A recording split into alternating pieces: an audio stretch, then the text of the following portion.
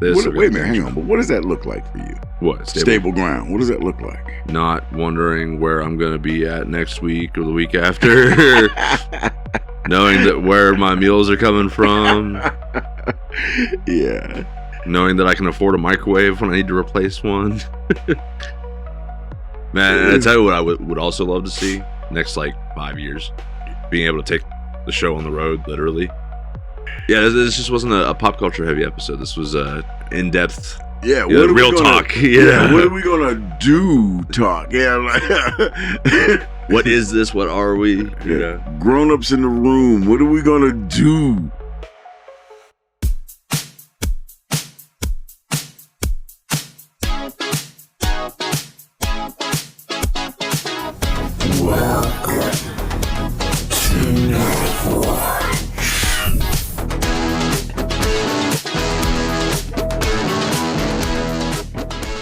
Welcome to Nightwatch, everybody. This is your closer-in-chief here with Big Smoke.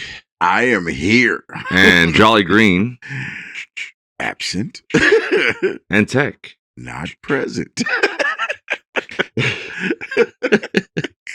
Our boys are missing in action. Schedule line up just didn't really work out with Tech's day job, so he's going to miss one.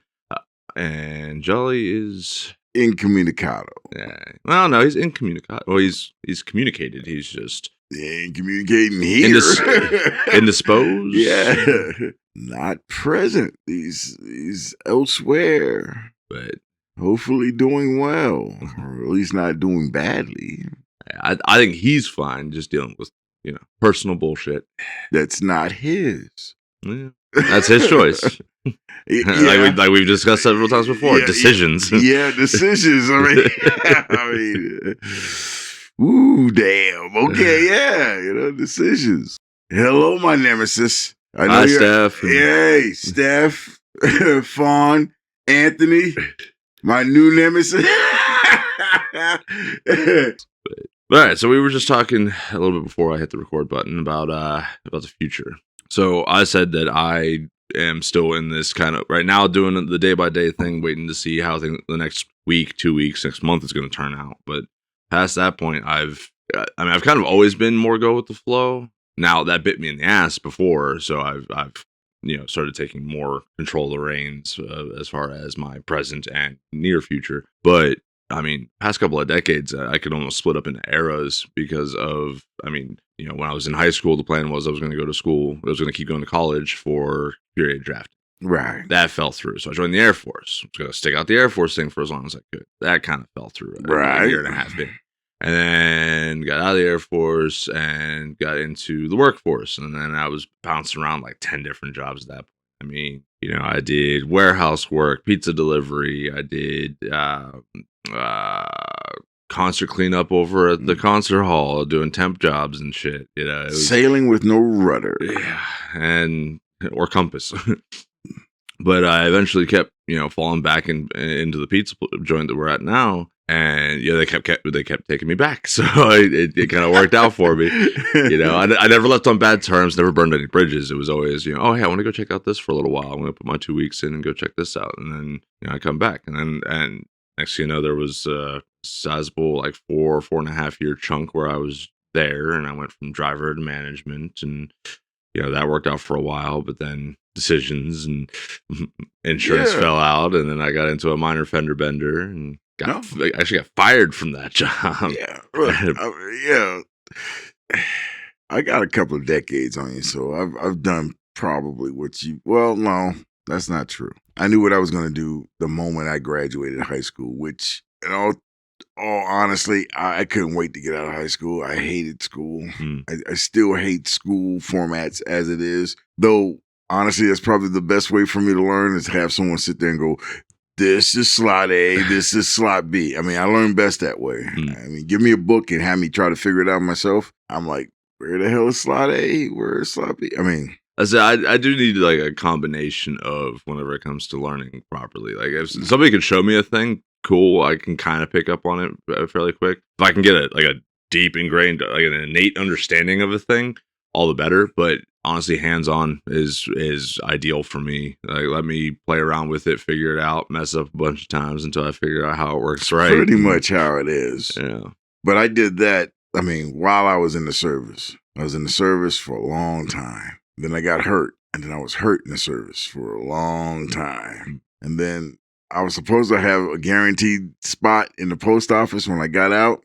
That fell through. And I mean, from that point, I was all over the map. Various jobs. And then I was doing escort security, private security, which was kind of fun and kind of bad at the same time, because the people that I was escorting and doing security for, I kind of wanted them all to die. I did, because I started meeting some really, what I considered evil celebrities. And I was like, wow, I could just step aside and let the guy with the knife just run through there and stab this guy in the freaking heart and go have dinner and not feel bad at all. But then I was like, shit, all right. Well, I'm not going to get stabbed over this fool, but I'm not going to let him get stabbed. It's where that the pride in your work kicks in. Yeah. And then also, I can't let people go, man, Big Smoke he was really bad at that. The dude just walked past him and stabbed the guy. I can't let that go. So, yeah, I say, like, now with the day job, I've felt similar, where it's like, man, I can't make a bad pizza, even if I hate whoever ordered it. I'm not gonna, 'cause, I mean, besides the fact that food tampering is, a felony. Yeah. I mean, they got TV shows based on all the idiots who mess with people's food in the worst ways. I mean, but after I did the escort stuff, I was like, okay, I really don't feel like I should be doing this job, because I really, I really don't feel that I should want to protect these people. I really don't. So right. I left that job. And then I was going to take the safe route. I had a friend of the family. He was trying to give me a job as a bus driver for kids. And I was like, it pays really good. Pays really good. And I was like, guaranteed pay, summers off. I'm already trained to be a bus driver. The Army made me go to bus driving school, so I already had the CDL for that. Well, shit, why not? And then, I don't know, something in me went, dude, you're going to be driving everybody else's Helliots. You don't want to do it. You're going to end up killing one of these kids. So I didn't do it. I didn't go through with that, which I think probably cost me a pretty hefty, chunk of change. But I had my concealed carry, and I had my my carry permits. So I just started doing armed courier, which didn't pay as much as a bus driver, funny enough. Yeah, weird. Yeah, but it still was up there. So I did that for a number of years. Got to be making really good money, and then the company got bought out. So I went from making really good money to making pennies, and yeah, I couldn't do that anymore. I mean, that was a big back step as far as finance. This is like when me and the wife were really doing well. She was getting really good promotions in her job, and I was getting promotions in my job. We were making money, and then Big Smoke side of the house just kind of fell off the map, and that was a hit to the ego, I tell you. Yeah. And then the really big thing when we got divorced, and then I went from like no money to like down and out. I was already 44 at that point, and then thought I wanted to be a nurse. Was a nurse. No, don't want to be a nurse. That was one of those ones that was like the people that you had to deal with, with the coworkers and shit. It's like there was way too much. I just didn't. I didn't like my associates, and it wasn't just that one place. I've been to a couple of freaking facilities, and it's the same wherever you go. It just gets burned out of you being a nurse. Now, you told me like a little bit about some of the patients that you've worked with, and you seem to at least have taken some enjoyment out of the job, out of the work itself, despite your coworkers. Dealing with the patients was awesome. Yeah, but my curiosity is, did you enjoy helping people, or was it more of you enjoyed the puzzle of figuring people out, or figuring out what was wrong, or figuring out how to help them best? A little bit of both. A lot of the dealing with a patient makes them either accepting their position and the situation that they're in, or helping them let go because I worked hospice. And so especially in some patients, you got to see the rather quick decline or you saw the gradual decline. And depending on the one you saw, especially the ones who like didn't have people visiting them, those are the ones that really catch your eye because they're desperate. And they latch on to Yeah, they're desperate. They're holding on to life. They're circling the drain of regret. They're doubting their faith, or they're quickly acquiring faith. It really depends on the situation. But that was not a problem. Dealing with some of the doctors and the nurses and hell, some of the family members, some of these people are evil. You can't just people have their motives are so versatile. Like one patient, he was very wealthy and he hated his kids. I mean, he hated his kids. And he used to say, like, I'm going to will all my shit to my dog. Like, you know, he would, and I think he, I don't know if he did it or not, but that's when his kids came to visit him that last time before he died. I mean, they kind of forgot that I was in the room and they're talking crap about him and how, you know, he's close to the edge and, you know, I just wish I could put a pillow over his face and stuff. I'm like, what the fuck? Jesus. Yeah, these are family, you know. I'm like, God, man. It really makes me wonder if it was them or if it was however dude treated his family. Because No, he had one, his youngest daughter. He loved that daughter, man. And it's funny because she was a mistress baby, right? He had a girl on the other side of town kind of thing. And they would visit and then she would come in and visit like after they left. But they really, man, if they ever saw her, man, they were basically spitting on her. Yeah. So she'd wait and she would do all the bathing, she'd dress him, she'd do all that stuff. And he was like, don't worry, I got you taken care of. And she was telling him, look, I got a great husband. I mean, you took care of mom and me. Just, go in peace. It's good. It's all good. And man, he was all broken up over her. The other kids, man, don't give him a button with the microwave and those people in it, because he would have pushed that button. He would have cooked their asses.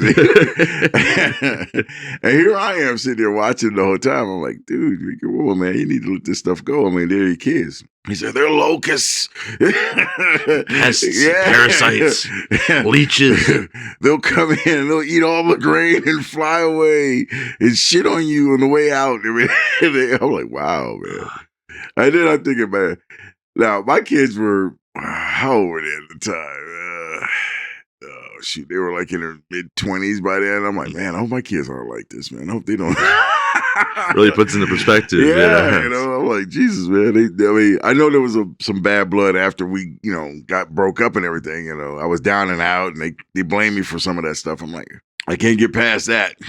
But I mean, dude, are they going to try to snuff me? I mean, maybe, maybe, I'm trying to be a good dad now, but I don't know how successful I'm being. But considering that they seem to be doing pretty well for themselves, and oh yeah, I'd say you've done a pretty good job of raising them so far. Look, I mean, you had your time to raise them. You raised them. Yeah, I mean, how successful I am, I don't know. I don't know. That's not something I'm not. I don't. I mean, my only success I could say is that I had kids. I mean, they're my greatest success story, that I have kids. How successful I am as a father, that's still a debate. I made a lot of mistakes. I mean, even in trying to be not like my parents, I still made some of the same mistakes. I mean, yeah, obviously you want, best for your kids. Oh yeah. So like, considering what you told me about their situations, what they're doing with their lives and everything. I mean, it may not be, your hope and desire of them having grandbabies and all that. But it seems like they're doing pretty well for themselves. They still love you. They still want you around. So they don't hate your guts. So that's at least not anymore. I mean, no, not yet. I mean, give them time. I mean, even now, man. I mean, they're in their 30s, and I still call them my kids. Yeah, they are my your kids. children. And it's and I used to wonder, like, when I used to talk to my mom, I'm like, hey, I'm 40 years old. You can stop calling me your baby. Hey, no, you always gonna be my baby. I'm like, and then she do that crap in public. I'm like, come on now. I mean, not to say it like I'm a grown ass man. I'm a grown ass man. They calling me your baby. I'm like, well, that's like whenever I talk about my siblings. It's like I got my younger brother, my baby sister. I mean, my baby sister is 28. She's not a baby anymore, but she's still my baby sister. Yeah. So she's still the baby of the family. So it's I'm, in terms of endearment, I feel like it's a sign of good, strong, empathetical bond and familial bond. It's a good thing. So I mean, sure, it might be a little embarrassing and all that, but it's still. Well, now I get it. Yeah. Now I get it. Now that I'm older and I see them grow and I see the trial and tribulations they go through and the mistakes they make, and here I'm going, wait, don't do that. I mean, that's a mistake.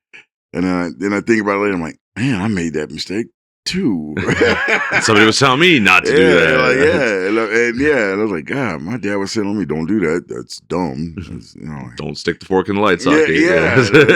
Don't grab that. It's hot. And I think about it now, and I'm like, man, my dad was right. Jeez, shouldn't have did that. That was dumb. Yeah. All the life lessons that I've learned from my parents, my uncles, my godfather, and then I'm surrounded by all of these teens and 20-year-olds, and they're doing the same stupid stuff. It's like it's genetically hardwired into us to make these stupid mistakes. Yeah. And then I sit there and and for a long time I kept trying to be the guiding uncle, the work dad. Yeah. Like, hey, she's got 3 kids. You really should stop having sex with her without condoms. Do you even like this girl? Yeah, she looks good in a pair of jeans. But think about what you're doing. She's got 3 kids. It's like, I don't care, Smoke. I'm like, please, condoms. And then the other ones, look, you really shouldn't be making out in the walk-in freezer. What's wrong with you two? Come on. Yeah, it's fucking cold in there. This is not professional. Stop doing that. Oh my God. And then everyone just casually ignores you. Like, I was like, okay, all right. Well, so we've kind of talked about this before, I think, where as far as the workplace relationship stuff goes, society has done a very good job of eliminating the third place, right? Right. So for the audience, it's your first place is home, second place is work, third place was typically where you went to socialize, hang out. It was not just bars and clubs; it was church, it was community centers, parks, playgrounds, that kind of thing. Bowling alley. Yeah, exactly. Wherever you went to meet up with other people and new people in your community in order to socialize. Boys club. So now we've with the age of technology and then after COVID, especially pushing everybody indoors and everything's online. And, Grindr. Well, not even just that, just pure online friendships and socializations. There's people that we talked about before with the AI stuff. It's like, not only could people go their entire lives without ever seeing another person face to face, there will likely come a day where there'll be somebody that never meets another person, another living person. It's all just AI that they're interacting with, So it's a weird time that we find ourselves in, and so the workplace has been forced by societal standards to take on the aspect of the third place, because people are having to spend so much time working. So the only socialization they get are with the people that they work with. Yeah, but I'm not saying it's right. I'm just saying that's what's happened. But it's easier not to push back on that. I mean, I don't like going to church because some of the stuff that people do in church is hilarious. It's hilarious. It's like, look, man, this is one of the commandments: thou shalt not covet thy neighbor's wife. Dude, you're obviously into Mrs. Johnson. You need to stop. You need to stop. And homeboy, don't you see that your wife is being played on? You need to go to the gym and buck up. You know, otherwise, Miss Johnson's gonna be counting ceiling tiles, and she's gonna stop. you know, you know. But I like church. I like church because, like, anywhere where you can see some, like, any kind of micro drama, I'm in. I'm trying to remember what it was called. When I was down in Florida, down at Pensacola NAS for tech school, they had like this big, it's like a community center basically. It reminded me of like a shopping mall, but without the shopping. It was arcades. There was a dance club. There was a room that was just TVs with good game consoles, and you could like a town hall, social hall. It was kind of like a social hall, yeah. I mean, there was a food court and everything else. It was just all the socializing aspects and elements of a shopping mall, but without the shopping. Cool. It was really cool. It was awesome. I could go and hang out in one room and fucking go with a couple of friends, have a couple of drinks and dance and everything. And I go to another room where I can sit down, pick up an Xbox controller, and join in with a Call of Duty lobby or a Halo game or whatever. Yeah. The best we got is the Walmart. Well, yeah, here that's what I mean. Here, the mall that we've had. We got 7 Rangers now. Well, yeah, 7 Rangers has definitely been a big thing. I think I'm hoping that those guys do really well because this town needed it. Yeah, we do need that. We really need a freaking movie theater. Yeah, we need it. I miss the days of malls, man. Yeah, our mall is sad. It's got like 6 stores left open still. It's going to close down. The floor is so badly warped that they couldn't even have a proper bowling alley in the main portion of the mall where I think there used to be one back in the day or something like that. Yeah. But the floor has gotten so completely warped that like it's not just that you can feel it, you can see it. It's bad. Yeah, I mean, that's the decay of a small town. Yeah, which I mean, because it is an old steel mill town that dried up decades ago. They tried to revitalize it, that didn't work out, and then now the local university is trying to buy up everything, gentrify it, and I'm kind of almost not sad about that. I mean, I'm sad about the future prices of everything around here. Well, housing costs and okay, see, cost of living and. Provided that AI doesn't push me out of a job where you can just put the food in a car and the car drives to the customer, and I mean, I'm flying drone just drops it. Yeah, I can see that in the future. So I'm like, okay, I'm not gonna do anything better than what I'm doing now. I mean, my eyes are not gonna get better, so I'm not going back to truck driving. And I have no illusions that my waiver is going to go through. It's been like 2.5 years now since I put that federal waiver in. Yeah. I'm not getting that motherfucker. Yeah, you call that number that they have for that, and no one ever answers. AI doesn't even want to talk to you on that one. They don't give a crap. So this is not going to be the, I mean, my kids are doing very well, and the offer has already been put out there. They come live with us, we'll take care of you. Yeah, I'm not there yet. I got to be really down and out. Probably as down and out as I was after my divorce. I'd have to be that down and out to go to St. Louis. Yeah. And I don't think I'm ever going to be that down and out. I don't care if I have to do, phone call sales. Get you a nice little headset set up. Yes. Customer service. This is Big Smoke. How can I help you? Well, sir, did you turn that computer on? Did you turn it on, sir? Okay, well, there's that little button with the little circle with the little line through there. Yeah, you push that button right there. Oh, okay, what? Glad to help you. Big Smoke is here for you, sir. You have a good day. I mean, I will do that. I don't know if I could ever do tech support, man. That Some of them kids are making 19, 20 bucks an hour doing that stuff. I mean, that's only a couple bucks more than what I make now, and that's, to me, that's not worth it. I would need a lot more than that. I know I will be seriously inebriated doing that job. That just watching it on television seems like a soul crushing. Well, just so being in the management chats for the workplace chat groups and everything, I'm in the tech support group, so that if we ever have a technical issue at work, I can submit a request in through that. But it's an open chat where I can see all the other stores submitting tech support requests and how they're handling it and everything, and just some of the dumbest questions that end up in that chat. And it's like, oh my God, like, okay, yes, I get it. You know, a lot of these guys are guys similar to me where the most experience they have is pizza.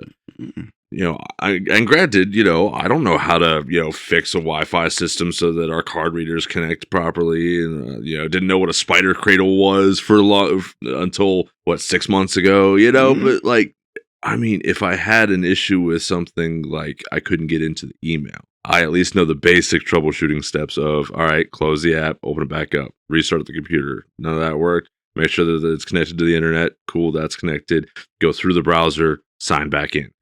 9 times out of 10, I've got it fixed before I ever need to submit any kind of an IT ticket. But a lot of these guys, and don't get me wrong, it's when it comes to the workplace, it's better to get the professional to take care of it before trying to fiddle with it and end up breaking something. Break I remember we've broken our stuff many a times because we were ghettoifying it. I'm not gonna. I mean, some of the stuff we did just to. Anywho, we broke stuff. We broke stuff. Before we get any kind of statute of limitations or we classified material. We broke stuff. You know, I'm not gonna say what we broke, but we broke stuff.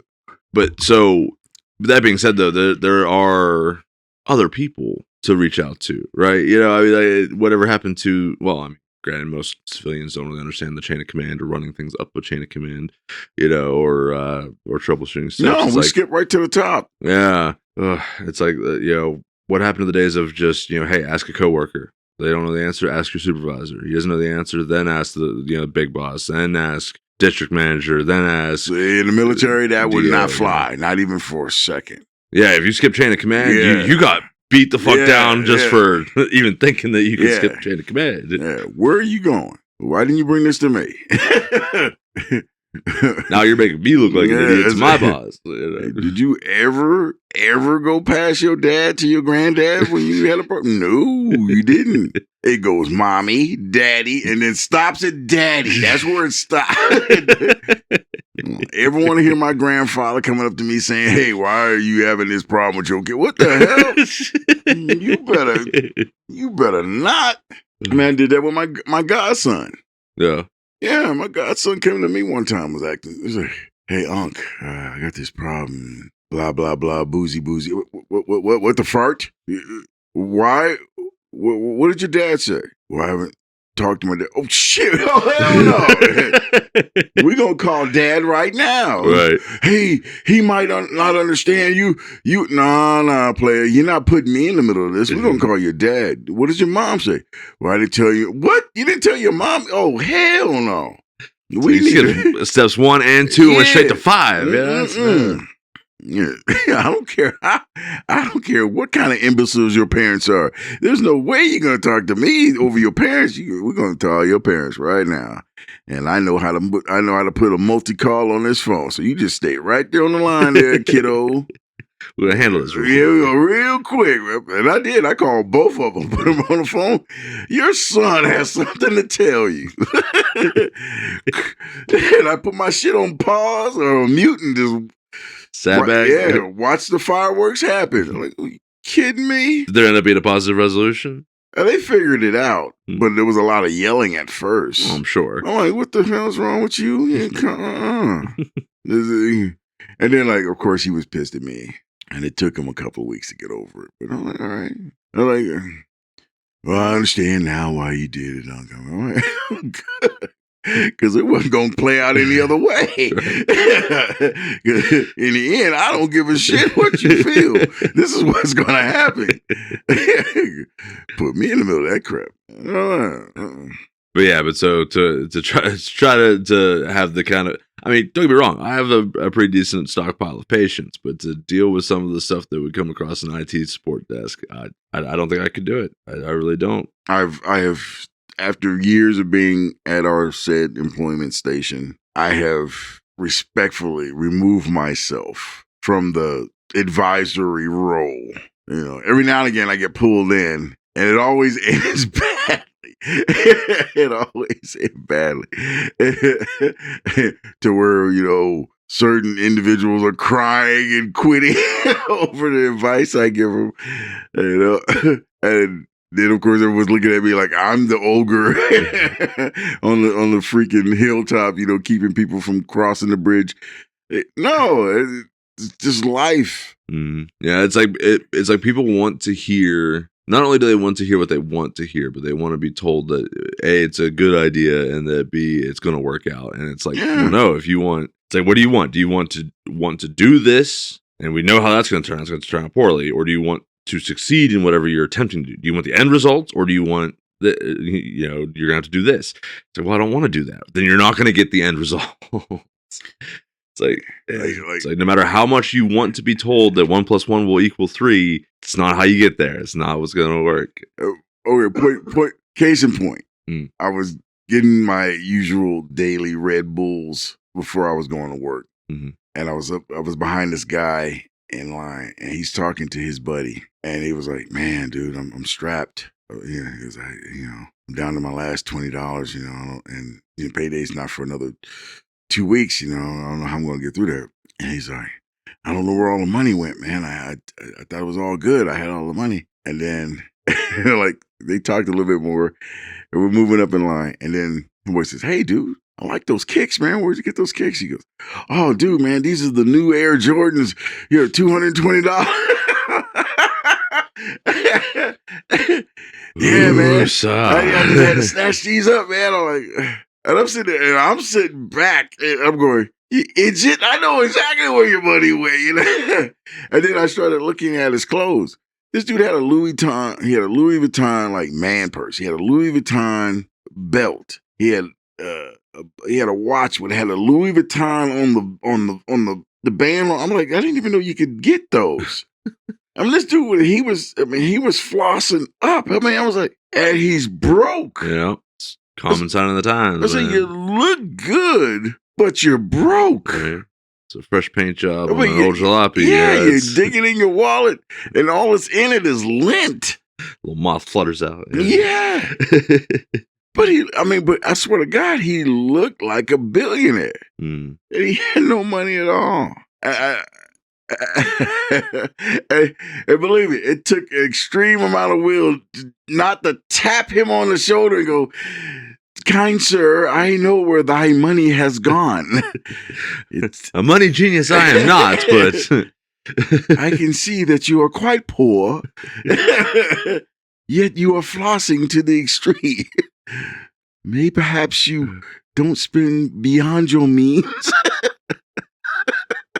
Honestly, man, I swear, I mean, I'd rather go the Mark Zuckerberg approach, man. Basic plain t-shirt, simple jeans that fit, you know, modest sneakers, and then have the money in the bank. Now, I can't really say much on finances because I've got very little in the bank myself, but I don't flaunt around like I've got more than what I've got. You know, I'm very much at my means and station. So I live very below my means, and it surprises me. And I still do the same thing I did before I was really broke. Every morning I wake up and I check my bank account, and I know almost to the number, to the penny, how much I have.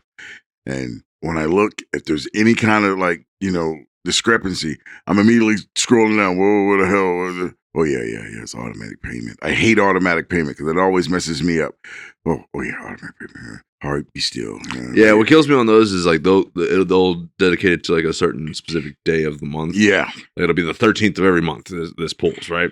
And it's like, well, but I get paid every 2 weeks. So that day of the month changes over time. So, next thing you know, 3-4 months in, it's like, that payment's hitting right at the end of a pay period, and then I ain't got the money in there for it. And it always seems like, okay, and that used to mess with me because I swear to God, the banks are trying to get me because, like, if the payment is close and it's just before, the payment seems to go forward before the money comes in, and I will be in the negative. Mm-hmm. And I'm like, okay.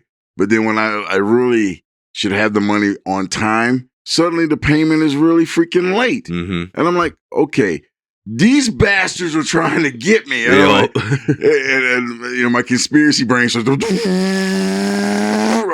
gotta stop that. So, but now I got such a good handle on it. I check, and then if it's off, even a little bit, I'm scrolling down trying to check. And funny enough, I've caught, like, if someone tried to steal my identity a couple of months ago, and there was a cat. It was like someone in Texas, tried to get a full tank of gas. Yeah, I'm like, funny how that is because I'm right here in Ohio.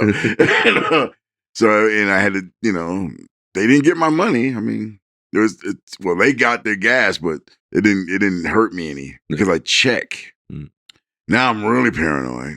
I just, got that, what do you call it, identity theft protection and stuff. Yeah. And I gotta admit, those guys, whoever they are, they got some guy sitting in his apartment checking freaking, alerts, because he's called me up. I mean, this one guy called me up like 2 times, and it's like, excuse me, Mr. Big Smoke, see, we got a purchase for, $15. You've got 2 $15, withdrawals in like an hour. And I'm like, oh yeah, man. That's just me buying Red Bull. And he goes, okay, no problem, Mr. Pope. We're here to help you. And feel free to call us at any time. I'm like, thank you. Now, I do this every night. I mean, this is my routine. And I swear to God, without missing a beat, this guy has called me 4 times. Excuse me, Mr. Big Smoke. I'm like, hey, is this Brandon? He's like, yeah, it's Brandon, sir. I'm like, dude, do you live on my account? Hey, but no, hey, keep, good job, dude. Keep it up. I mean, you ever see those the TikToks or YouTube shorts? That guy is like the identity theft prevention guy or whatever. No, I haven't seen that. Hello, sir. We've got a strange purchase on your account for $35 in a different state. He's like, just do whatever you gotta do to make sure that doesn't affect my account or whatever. He's like, all right, sir, and I just want to let you know that I have the perpetrator, the guy that took your money. I have him, and we have him in sights of the rifle right now. Do you want us to take the shot? We can take him out right now. It like just keeps amping up and pressuring him. Oh man, he did a whole story arc on that. Oh my God, I mean, for a couple of years, I want to say it just kept escalating to the weirdest fucking levels. It was great. We got him in the crosshairs now, sir. Just say the word. Word. But and I've never really had, as far as I'm aware, I've never had any kind of incidents with that. I've gotten suddenly surprisingly broke very quickly, but I ended up figuring out exactly where all the money went and poor decisions and such that I was making. But yeah, I hear that at work all the time, and I just got to walk away. Especially some of the stuff they tell me. I was like, I can't. I just drive the bus. Yeah. That's all I do. I don't want to. No, because you're not gonna take this sanguine advice. And so, especially when people start coming up with me with like like back pain or aches or stuff like that. Like, okay, this is not medical advice. Do this. Get out of my face. Out of my face. I don't want to help you anymore. Go away. And then they come back a couple days later, not taking the advice, and now they're worse off. I don't care. Also, we got a younger guy that started recently on the inside with us, and is almost a full decade younger than I am, right? But he's saying he's already got some, knee aches and pains. I'm like, all right, ice it. Ice, heat, stretch it. Make sure you're eating right. and take care of it now before it becomes worse, because I let mine get worse and I hate it, and I wish I could go back in time and smack the shit out of myself for not listening. But but he's like, yeah, no, I know I should be doing this and this. So why aren't you? And I'm just too lazy. Yeah. All right. That's the price you'll pay. Wash my hands of it. Yeah. Oh, so it's like someone saw me with my back brace. They're like, Big Smoke, that's a huge back brace. Yes. As I wear this back brace because my back hurts sometimes, Sometimes. Yeah, all the time, every day, Good days and bad days. Mm-hmm. And he's like, well, I got a lower back pain too. I'm like, I don't want to hear it. Well, I mean, come on, man. You used to be a nurse. Yes. Operative word is used to be a nurse. I'll tell you right now, your posture is horrible. I said, what you really need is a posture brace, one that pulls your shoulders back, keeps you, because you're stooped over like a letter, like a freaking question mark. Your body's gonna get used to that, and when you get to be my age, dude, you're gonna be stooped over, man. It's gonna be really painful. Yeah, I said, here, let me show you. I took his shoulders and I pulled him back. He's like, I said, see, it's already hurting you. It's already hurting you. You're not even 30 years old, right? One of our former managers has that particular problem too. Yep. And we will not talk about her. Yeah. But yeah, as far as the future goes, though, like I said, right now I'm in that spot of trying to, day by day until I get I get back on stable footing, stable ground, right? I mean, I've got my constants, my consistency. Wait a minute, hang on. But what does that look like for you? What? Stable ground. What does that look like? Not wondering where I'm going to be at next week or the week after. Knowing that where my meals are coming from. Yeah. Knowing that I can afford a microwave when I need to replace one. But yeah, no, I just, because this is going to be a big forward step into a new era for me. Not just moving not just moving to a new apartment or a new house or whatever. This will be my first time living alone or on my own. I've always ever lived with either friends or family. I've always had a roommate or family that I've lived with. It'll be the first time that I'm actually in a position of financial stability to be able to afford that. So I won't be struggling like I had been in the past where, I get on a lease with a roommate, 6 months in, they lose their job, and then I'm stuck trying to figure out how to make ends meet for the rest of that lease, but so now I can, up to a certain extent, like I said, I'm always doing better than I was previously. I've had a pretty consistent, steady rise up as far as income levels gone. Slow and steady, but still steady. Yeah. And, now I'm at a point where I've always lived at my means. So I've never put myself into like incredible amounts of debt that I would never be able to dig myself out of in a million years. But I've also never been really smart enough to have spare money set aside for emergencies, never had savings or money to invest. You're not alone. But I'm hoping that you are not alone, bro. Oh, I know. Curse of the generation, But I'm hoping that with this next stage, I'll be able to start doing more of that, especially with starting up a small business with this podcast and eventually growing that up. Yeah, someone asked me about that. They were like, well, dude, hey, so when you going to start making the big bucks? Oh, man, that's not anytime soon. Yeah, this is still very much. Yeah, that's put away for the future, man. That's not now. Yeah, crawl before we can walk, and walk before we can run. And so you think about all the like, I wouldn't say heavy hitters, but just people who are making decent money. And I mean, and when I say decent money, I'm talking 60 grand a year. I mean, they went from like eating crackers, for dinner, to eating regular. That was 5-6 years. Yeah. 5-6 years. And that's just one guy sitting behind the microphone with his freaking iPhone that he's renting. He doesn't even own that iPhone. And it's an iPhone 6. It's not yeah, he's sitting there talking about, I don't know, the park. And yeah, now, he's doing okay. But it took him 5-6 years. He just hitting the grind. He's posting 3 times a week. Yeah.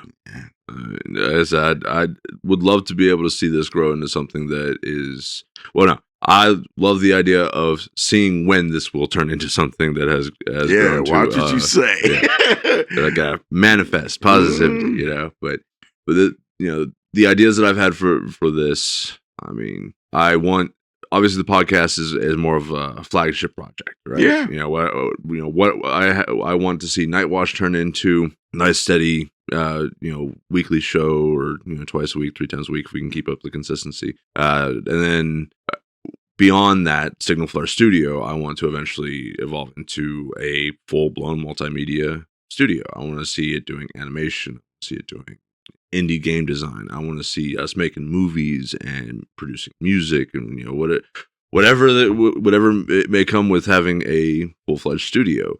And I was talking to Jolly the other day at work, and I was telling him, like, I want to see us reach the level of fame, notoriety as Wizards of the Coast, Games Workshop. It doesn't have to be, we don't have to be Disney. I don't want that. But like a recognized household name in the industry, that would be cool. So that's my benchmark of success, of seeing the studio succeed. And plotting out all the smaller goals in between to reach that point. It's I'm just like, my next benchmark for us is if we have a bunch of iPhone 6s sitting there, I can tell you. I gotta like. There are so many better options that I've already seen. I know, but you know what I mean. I mean, like, I've seen some of the guys who are okay now as far as their production value. And one guy, he cracked me up. He says, he goes, I remember the first time I made my first $200. My first $200. And he goes, well, okay, now I can buy that video camera. Mm-hmm. And he goes, well, video camera's $350. And he goes, but I can go to the pawn shop and buy this iPhone for $165. And then it's going to cost me another $20 to get the CPU cable card, the interface with the freaking computer. Yeah. And he goes, now I got my own production company. He goes, I got $5 left. He goes, but I'm there. He goes, the next week I bought, he goes, I got another $200 and I got a better computer. He goes, it was just like, he goes, that pawn shop guy was like really liking me because I kept coming in. I'm like, hey, how much is that? How much is that? And he goes, all of his stuff was substandard, all of it. And then he looks back and he goes, a couple of years later, now he's got, 4 freaking big screen TVs. He's got various, gaming computer, variants. And he's like, he can download and upload inside of a minute.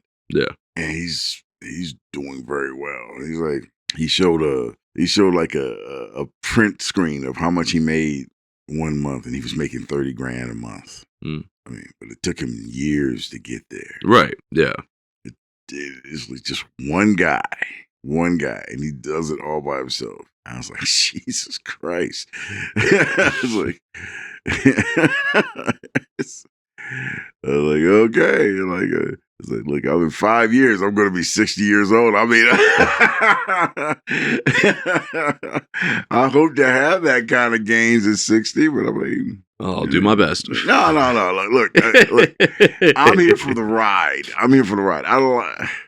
Funny enough, I've always dreamt about being behind the microphone, and I just never did it because I was always trying to get things done with the family. No. See, I've been told for years that I've got a good voice for radio or a good voice for podcasting, depending on how old it was the person that was telling me this. Especially whenever I was doing seasonal work out in Montana, I had this spiel down, right? Because like I was a cashier for a diner, or it was a cafe, and so I'm slinging coffees, slinging burgers and fries, but for thousands of people a day, because all these people that are coming through to visit a national park, and so I would have to get through these transactions very quickly. But I also, being a cashier and be personable. Yeah, had to be personable, and plus, it was good for tips and everything. Had to be, had to right. be good. So I had about a minute of window per customer that I had to, basically meet, greet, talk to, get to know, and sell them as much food as I could. And I got very good at doing that with certain like scripted lines in my head that I would just go off of. And like every once in a while, I would get thrown because somebody would say something that's like kind of off script. It's like, how it is with certain people that there's that socially acceptable line that they usually stick to.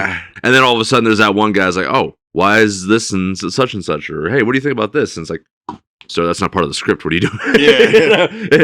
Hang on here. What's going on here? So my next line is supposed to be at 1750, but that doesn't make sense to what you just said. So now I got to rework.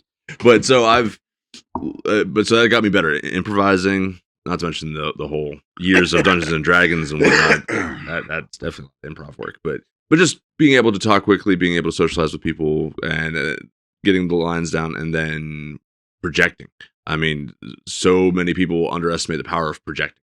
If you can actually speak clearly and consistently and be heard from across the room, it tends to stand out. And then of course there's just the natural genetics of that nice, smooth, silky voice that I got going for me.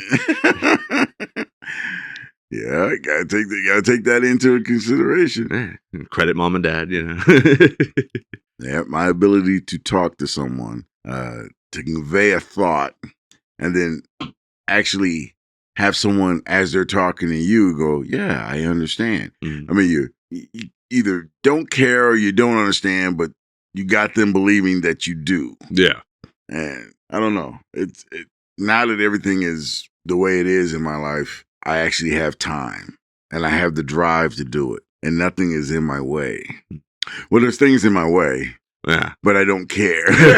I'm still driving forward.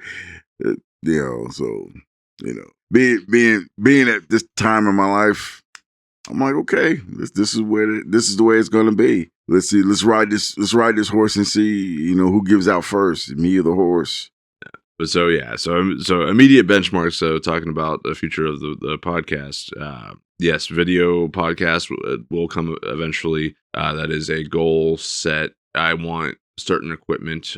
I don't want to settle on subpar equipment whenever I know that we're doing well with just the audio format. I wouldn't want to go out of my way spending money on subpar equipment to upgrade us to get a 2% gain on something, right? I don't want to do 80% of the work for 20% gain. We'll do 20% of the work for 80% gain, right? So until it's something that I am not only satisfied with, because, we already do a lot of hard edits. Or I do a lot of hard edits with the sound. You do a lot of hard edits. Yeah, so there's a lot of stuff that I can, and there's a lot of fine-tuned control that I have whenever it comes to clipping and editing and adjusting certain things with the recording. When it's audio only, I can go in and I can clip a word out of a sentence. I can clip half of a word out of a sentence just to remove a little bit of a stutter or a little bit of too many ums or uhs, that kind of thing. Which I've been trying to cut. I've been trying to not do that as much. But I've seen videos where they hard edit and it's like it looks like a glitch in the matrix. That's the thing, right? Yeah. So I want us to be able to get to a point where we're comfortable and consistent enough with our quality of conversation and tone to where I don't have to go in and keep doing all those hard little choppy edits, because you'll notice it in a heartbeat on video. The video itself, in order to sync up the video with the audio, will be choppy. Whereas, with this, I can just cut, snip, and it sounds really good, and you'd never notice.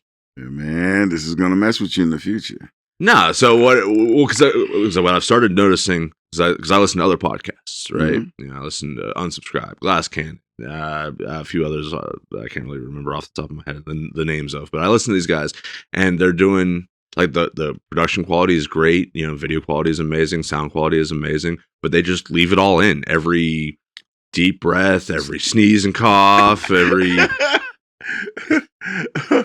Oh, I almost forgot. This has been such a good conversation, I almost forgot. Like, comment, and subscribe. Like, comment, and subscribe. Don't worry, we still like Star Wars. We just haven't mentioned it. For once in a long while, we have not mentioned it.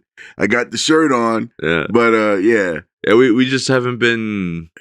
Yeah, this just wasn't a pop culture heavy episode. This was a in depth. Yeah, What are real talk. Yeah, what are we gonna do? Talk. Yeah, like what is this? What are we? Yeah, grown-ups in the room. What are we gonna do? Oh God! I was like, man, I can't. Wait a minute, I'm forgetting something. I forget. Oh shit, man! I tell you what, I would also love to see next like 5 years, being able to take the show on the road, literally. Yeah, I've seen a couple of podcasts that do that.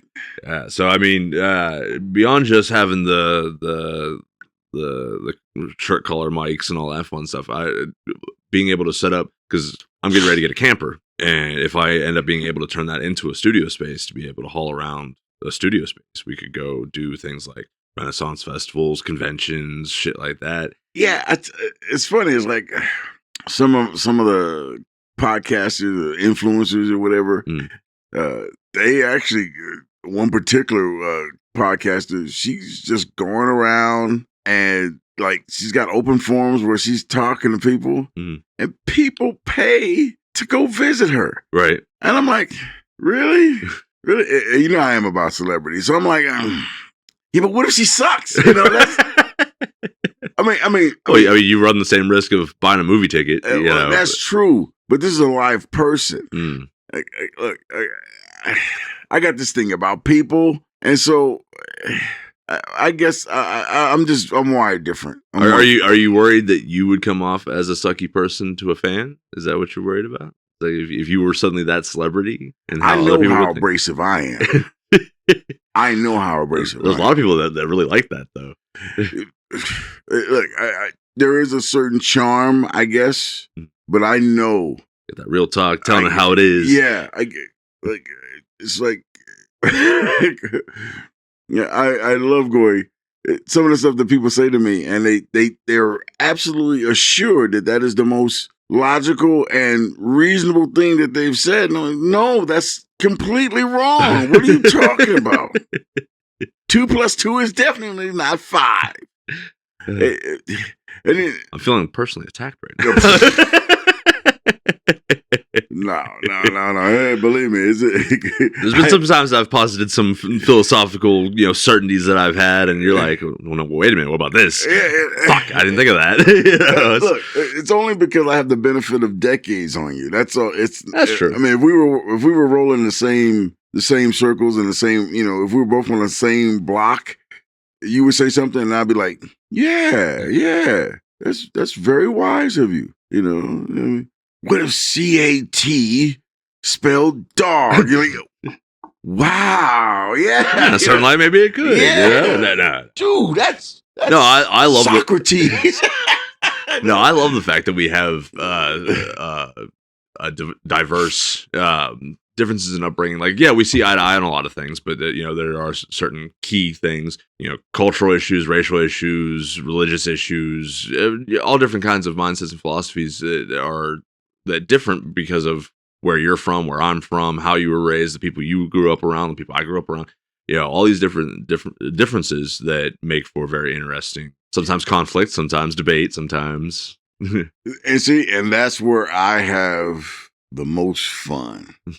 I don't like echo chambers. I love it when the four of us are absolutely at each other's throats. I mean, some of our episodes where it's like, no, you're wrong. Yeah, I'm like, wow, I love that. I mean, some of them, well, not our last 2 anyway, but I mean, episodes before that, when we were really digging at each other, I mean, I thought it was great. Yeah. There was a lot of energy in the room. Yeah, something I found out fairly recently, last year or so. Apparently, one of the not symptoms, but aspects of ADHD is the enjoyment of causing arguments and debates because it spikes the dopamine.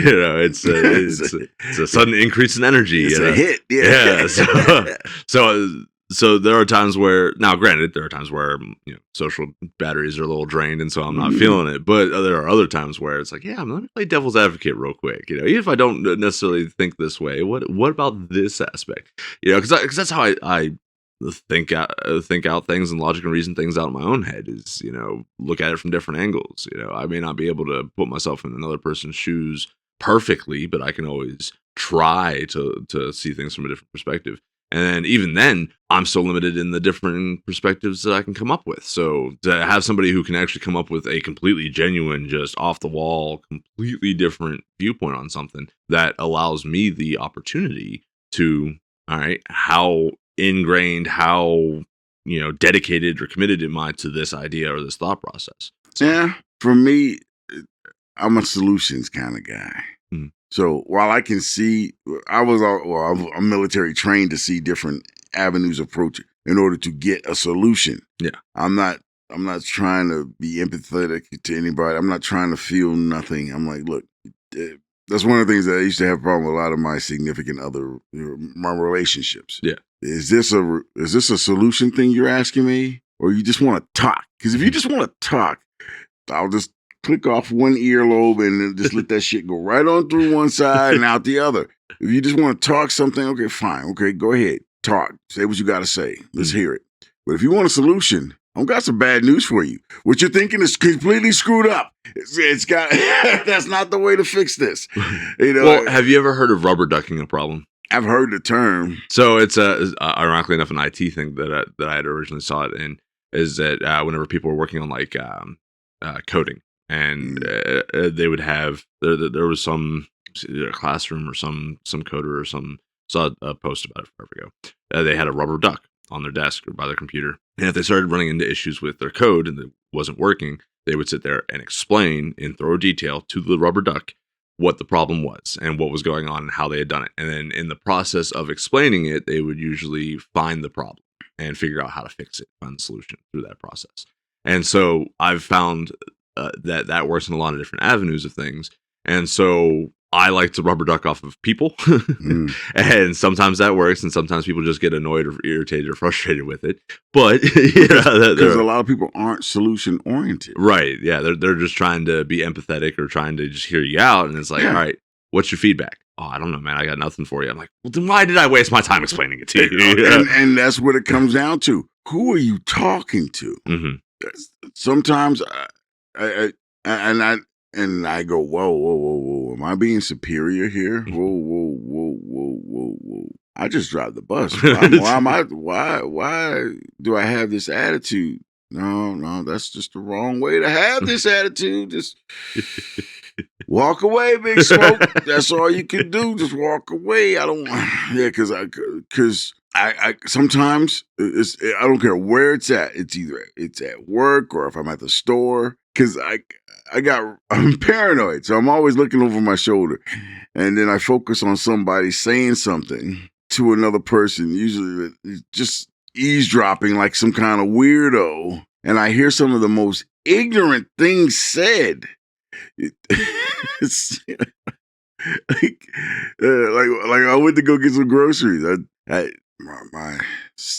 should I? Okay. Just some background here.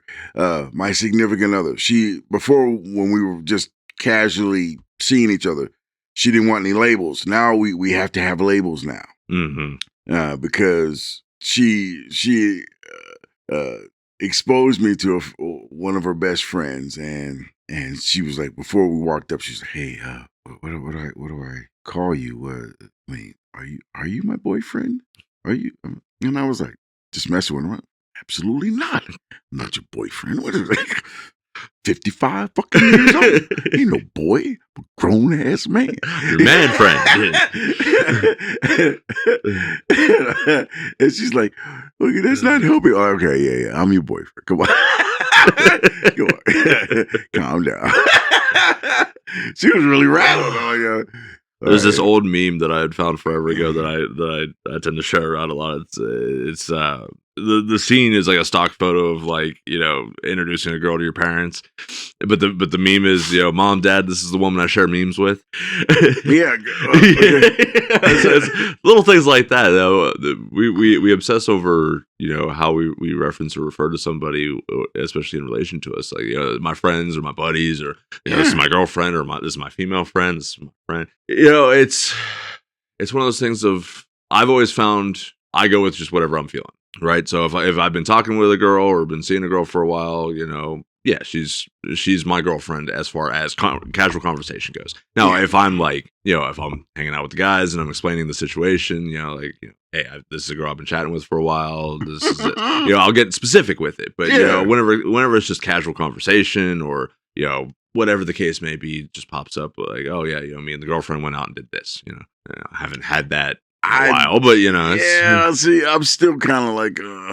Some people get really weirded out about it though. Whenever you take that assertive step and place that label without discussing it I'm ahead such of a time. person Exactly. because I was like, okay, look, we've been hanging out together for about 8 months now, and like when we first like made a concerted effort to be hanging out with each other, she was adamant. There are no labels. No labels, that brings down the flavor of the room. I'm like, all right, fine, that's fine. Because I don't really plan on seeing you past 6 months anyway, but okay, you want to do that?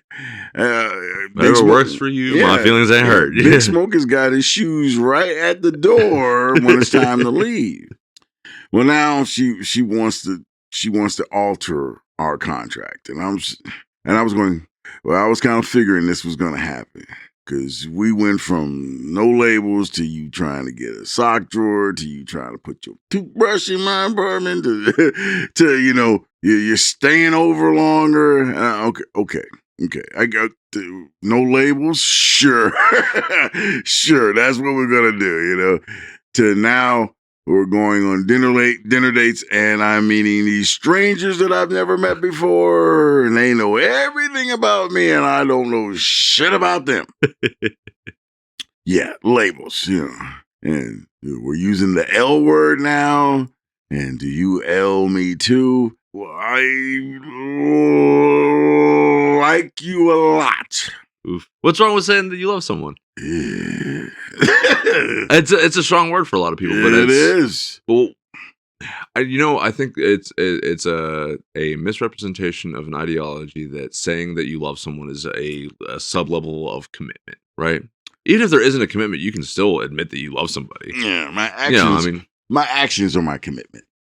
Right. There you go. That's my actions. Look, if someone's talking crazy to you and you're on my arm, that guy's getting the pimp hand. That's just that. Okay. If I teach you how to fire all my firearms and where the ammo is, that's my commitment. Okay. But I'm saying that when you have access to my firearm safe, when you have access to my car, when you have access to my apartment, that's commitment. I like you a lot. Okay. There's no doubt about it. Okay, if you ever called me and said, "Big Smoke, I need you now." Well, Big Smoke is dropping his shit and he's coming to fix whatever problem it is. Yeah, and there better be a fucking problem because I don't want to come there and I can't reach the top shit. What? You can't reach the? I like you a lot.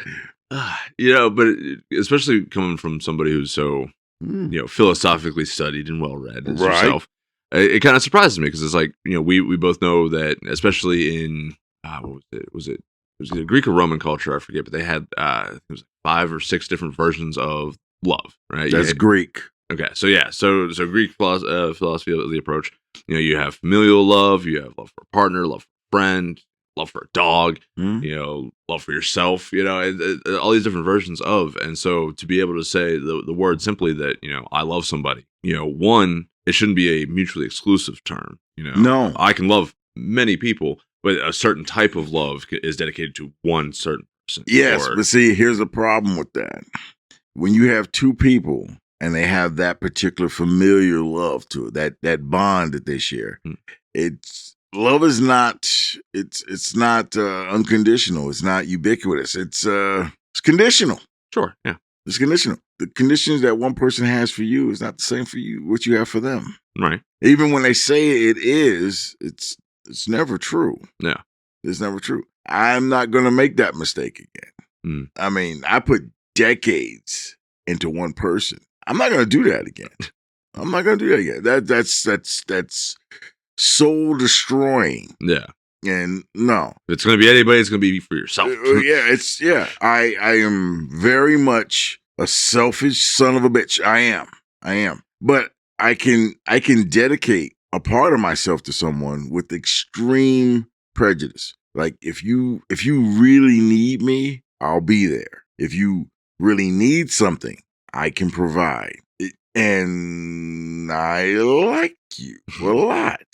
It just, but when you start throwing words like love around, especially in today's age, people get really possessive of that word, and then they try to manipulate it. Yeah. If you love someone, would you kill for me if you love me? Would you, give me all of your money and your assets, for no good reason at all because you love me? Would you, You leave your job to go do, Yeah, and like I have this really great job over here, and you're already situated. Would you uproot your life and follow me with no other commitment other than you want to be where I am because you love me? Fuck no! I'm not doing that. See you when you come back, not when you know. And people do that based on that one word. Yeah. I mean, what was it? Helena Troy basically launched 1,000 ships. And like they say how beautiful this chick was. I don't know if she was that beautiful. But she got people. But things that are done for love. But she got thousands of people killed. Just because she gave up the box. That prince couldn't have got booty somewhere near town. I mean, she yeah. So she wasn't the cashier at the Walmart. Big deal. Dude, you could get better booty at the Walmart. You took someone else's woman, drug her all the way to your Applebee's when you could have had booty at Walmart. Now the dude at Applebee's is coming to your Walmart and he's tearing down Walmart. He's all in the name of love. All in the name of that love word. And I don't know if that guy even really loved that woman. It's just the fact that you took someone else's woman. Yeah. He probably didn't even like her. But he's like, but all his other boys are like, dude, man, homeboys, man, you screwed up, man. I mean, go. I wouldn't nobody take my woman. Hey, dude, what you gonna do? So you look like a bitch right now. Punk ass, man. You know what he's doing with your woman right now? Something you ain't doing with your woman because she's over there. And he's like, man, I gotta do something about this. And thousands of people dead over this shit. No. All right, so that's our love tangent off of our future talk. So the future of the podcast. But yeah, I'd love for us to be able to travel around and see things and do things because like that seems to be the next logical step. Hang on, Catherine. You know I'm bullshitting. Don't be throwing no pots and pans when I walk through the door tonight. Don't do it because. Those are my pots and pans. I'm just saying, don't do it. All right, now where we going? So like a lot of the other podcasters that I watch and stuff that they're doing interesting things, right? Like eventually, we're gonna hit a point where we've run out of things to talk about that we've done, and we gotta start talking about things that we're going to do or are doing, right? So. Eventually, in order to stay relevant and to keep up as a platform with this, we're gonna need to go do things, make some new stories, So yeah, conventions, Renaissance festivals, fucking events. Okay, now that denotes that we're going to have a little more commitment. Eventually, yeah. Okay, for sure. It's going to be a little more commitment because I can't even tell you the last time I went to a Renaissance fair. No, I've only been to one so far. So I've been to a few, but I mean, because it was just fun to walk around with a leg of mutton. Big old flag in the ale, greasy ass beard, giving the mutton to the kids. Everybody's eating the same mutton leg. Yes, it's been a while since I've done that stupid shit. But the one that I went to, it was relatively tame. And I definitely wore the wrong footwear. Oh my God, I will never wear flip flops to a Renaissance festival. My intention was to buy a nice set of leather boots when I got there, something that were period appropriate to fit the costume bag. Right. They wanted $250 for those boots, and I'm Dude, okay, okay, they'd last forever, yeah.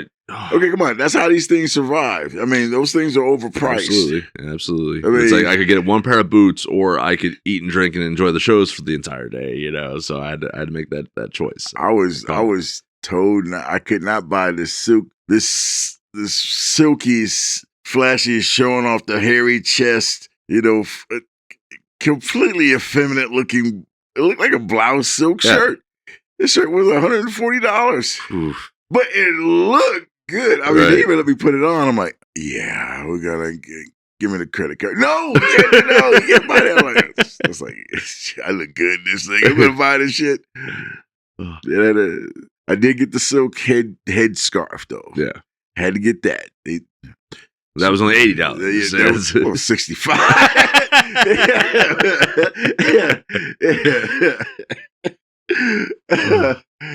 I think she took that in the divorce. I never saw that damn thing again. Oh my God. But yeah, so that'd be a lot of fun. Definitely be a lot of fun, and especially once we start doing stuff like doing the actual play tabletop stuff. When we eventually get into doing that, that's going to be a lot of fun to be able to go and tour around and do. It's like I mentioned the Glass Cannon Network before. They do so many different actual plays. Those guys have got a really good model going where they've got so many different like types of games that they play, different cast members and stuff. And dude, and such. But they started out doing a home game that they broadcast as a podcast. But then they started doing live shows. So they would just go touring around the U.S., going to either bars or comedy clubs or whatever, and they would just get up there for an hour and they would just play the game. And it would be hilarious. It was so much fun to watch. See, for me, it's kind of like I've watched the podcast where they do that, and for the life of me, it's hard for me to see the transition. How did they get to that point? Well, I mean, you figure too. A lot of those guys specifically have experience doing improv work, television. The guy that runs the thing, they got money in the background. Well, not just that. It's hell yeah, that they had. They. I'm not saying that they were broke. I'm just saying that because it took them a few years before they were able to do that full time. They were like us. They were starting out. They had the day job, but they were doing this on the side, and then eventually grew to something where it was self-sustaining for them as a company and as a group to be able to afford to do full time. But love to get to talk to them and ask them. I mean, I know that's kind of groupie-ish. Well, now it's kind of starting into this ourselves. Eventually, it'll reach a point where that's approaching peers in the industry, you know. But yeah, but I mean, but the guy, but see, okay, that like I said, that sounds like cool and everything. But at what point do we go from the scrub to the peer? At what point do they look at, hey, Nightwatch, hey, what's up, man? How you doing? I mean, to like, oh man, Nightwatch, here they come. Hey, what's up, man? Nightwatch, how you doing? You know, when do we go from that to that? You know. Say about 5 years. Yeah. About 5, yeah. But no, because you figure with these guys, it's probably kind of like there's a pretty easy metric for them to base a social ranking off of, and that's how many views you got, how many views and subscribers, how many subscribers, how many videos have you put up? Yeah, I mean, how good are you? Yeah, because I mean, everybody sees. Who are you? I never heard of you. I mean, that's the one thing I never want to hear that. I mean, I'm a very, very small fish in a very, very big pond. And I had someone go, hey, what's up, Big Smoke? Oh, shit. This guy knows who I am. Oh, shit. He knows who I am. Or when someone delivers my Chinese food and on the receipt it goes Big Smoke's house. I'm like, oh, shit. Because she changed it because she listens to the podcast. Awesome, man.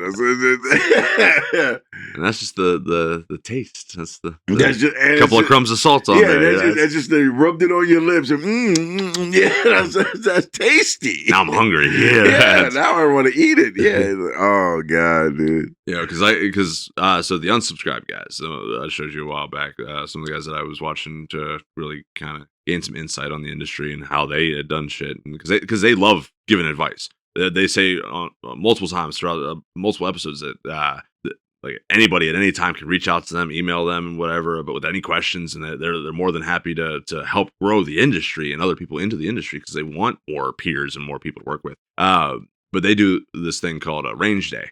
Where they get a bunch of influencers and YouTubers and everything together, and they just put them out on a gun range and let them play around with a bunch of the big toys and shit. So like doing something like that would be awesome. But that's my perfect example of like they go out and do cool things to have more stuff to talk about on the podcast. Yeah, and maybe not exclusively for that reason, but but it helps with that. And so that will be one day something that we'll have to do as well. We're not going to always be just four guys sitting in the living room talking about the movies from the 80s and 90s.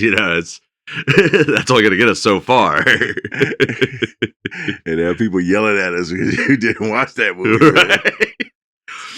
Man, I'm kicking myself too, man. Because like lately, I just have not had the time to actually watch anything. Like I've got a whole backlog list of movies and shows and shit that I still got to watch. You got a whole week, 1 hour. I mean, and I've got to put up 3 episodes. I got to edit 3 episodes and get those all uploaded. You don't sleep as it is. I know. You can do 1 hour and a half. Yeah, you do 1 hour. The day job gets just one.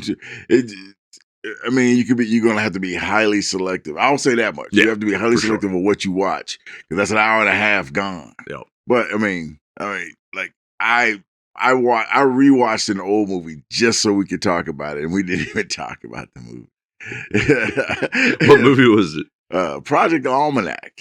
Project Almanac. The time traveling teenagers. Oh, okay. Yeah. It's not even really a good movie. The premise was awesome, but it just wasn't a really good movie. Because even for teenagers, the mistakes they made were like, okay, not teenager-ish. It was a 2015 movie? Yeah. Okay. You said old, like it was old, but... Come on, man. It's 10 years ago. Yeah, that doesn't mean it's old. 10-year-old isn't old. Why isn't it old? Well, first off, you're 55, so if you say something is old, I picture Time of Dinosaurs. You're thinking 1990 for me, right? 80, 90, I mean, and old for me is like late 90s, early 2000s. Something I watched as a kid. So that to me is old. I can't remember half of the movies I watched in the 90s. But I've already forgotten about this movie, and I saw it in 2015. Yeah, but I watched it and I was like, all right, cool. There's a lot to talk about on this movie. It just never came up. It never got, there was nowhere to insert that movie. And I was like, God damn it, I wasted all that time. And no, it wasn't a waste of time. Because now I was fresh in my brain. And now, because someone else suggested it to me, I have to watch the newest Crow movie again. Okay. I watched it already once, but now I got to watch it again because when I watched it the first time, I was like, why did this fool suggest this craptacular movie to me? And then I watched it, but I didn't absorb it. I just kind of tuned it out. Yeah. It was on. Yeah, it was on, and it became background noise. I wasn't focused on it. So, but I do remember watching it and going, God, this is dumbass movie. Like, oh, dude. I watched the original Crow. Yeah. With that was it Brandon Lee. Yeah. Fucking. That was an amazing movie. Don't even remember who the girl was, but I did watch the original. I mean, I just remember a lot of the scenes of like the fight scenes and the him aura farming and just standing all brooding and fucking shadowed in the fucking room. Some of the special effects for that movie, which I think came out, was it late 97? See, I don't even remember when that Crow came out. The fact 1994. The fact that he died, that's what made that movie. I mean, everybody had to watch it because that was the last movie he made. He got it seems to be like always these movies where if he would get shot with freaking prop guns. What? That never happened. What are you talking about? It's like, golly.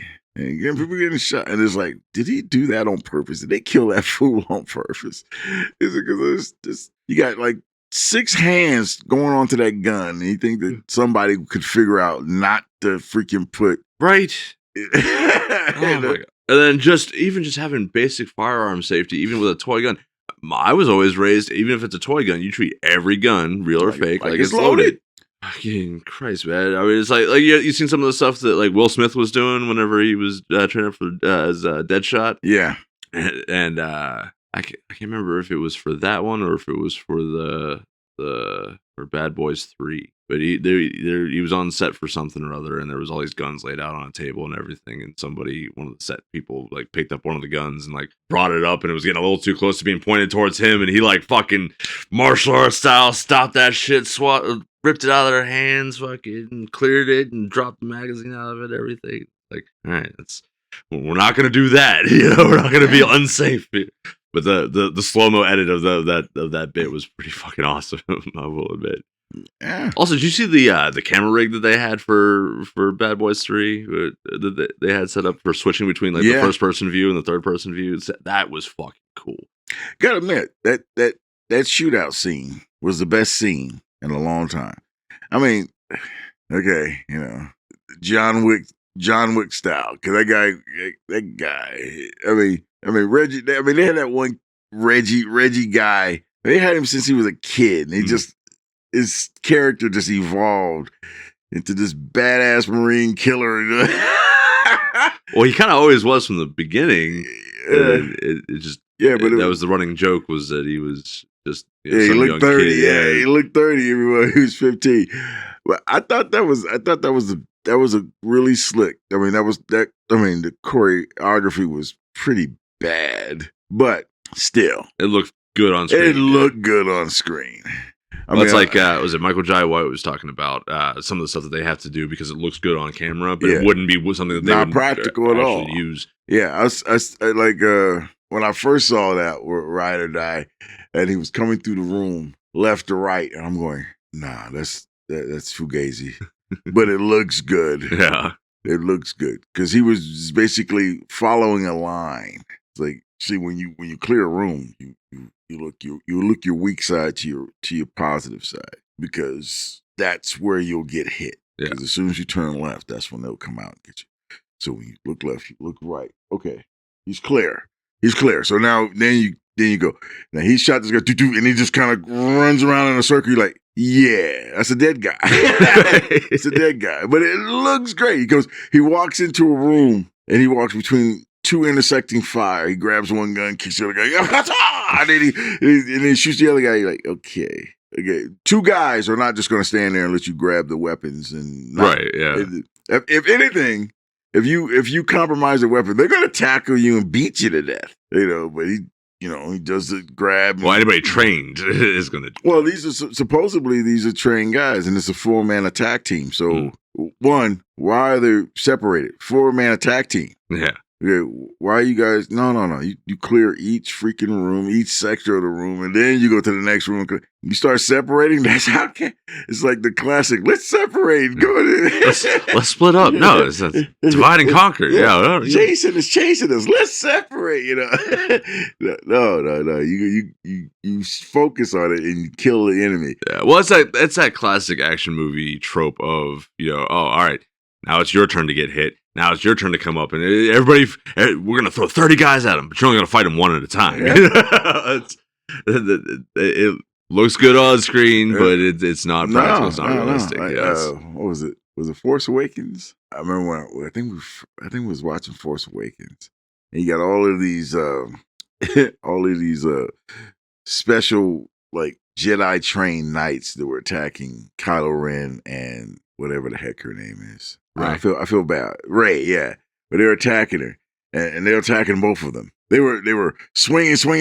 One guy would back up and do some funky swinging. Then he comes in swinging. And he gets knocked back. And then the other guy, he's sitting there doing chopsaki in the wind. And then he comes in swinging. Like, okay, these are Jedi trained guys. I mean, why not they all just go in together and chop these guys up? Right. And it's so funny. And I remember watching it. The first time I was watching, I'm going, this is some obvious choreography here. Obvious. And I remember my buddy sitting next to me. Oh man, this is great. I'm like, yeah, it's great. This is like some of the most lazy. I know, man. Especially because compared to the prequel trilogy, where those guys were like the training that they went through for the lightsaber duels and choreography with that one. I mean, Ewan McGregor and Liam Neeson. No, Anakin Skywalker.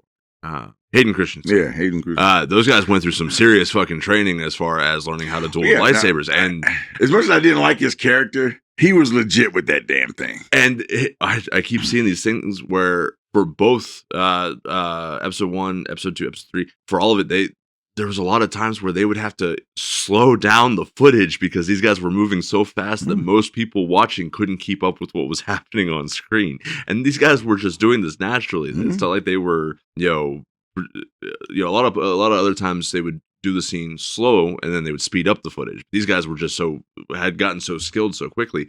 Similarly, on the set of Lord of the Rings, they were talking about how those guys went through all the swordsmanship training and everything, and they learned all this stuff so well. And these guys were just out there doing the shit. It was. When I found out that the guy that was playing Aragorn, he actually swung the sword and hit the knife. The guy accidentally threw the knife at him. Yeah, he deflected that shit. He actually hit the knife because he said he swung at it. He's like, he was surprised that he hit it. He's like, oh shit, the knife, like, oh, because I was thinking when he threw it, I'm like, wow, that looked like he threw it at him. Right. I'm like, usually it's off to the right or something. But nah, it's straight as an hell. Because the guy was actually a knife thrower by trade or something like that. Like, Jesus Christ. Right. Yeah. He almost killed the guy. But that fight scene, that probably, that shook me. Because I'm like, man, Which fight scene? When Liam Neeson and freaking Ewan McGregor were fighting the one guy. What's his name? Darth Maul? Yeah, the guy who plays Darth Maul. Oh, we talked about him before. I know. He was a security guard in Fanboys. I'm terrible with names. But they were fighting that guy. And I mean, there were not many gaps in all that swinging.